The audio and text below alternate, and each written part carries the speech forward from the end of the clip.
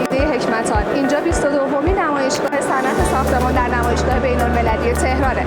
ما در غرفه 523 منتظر قدوم سبز شما هستیم.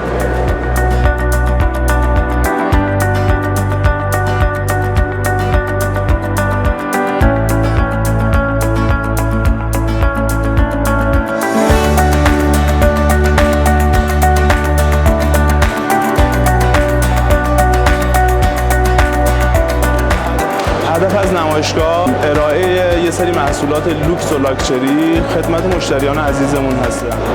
امیدواریم بتونیم رضایت مشتری عزیز رو جلب کنیم.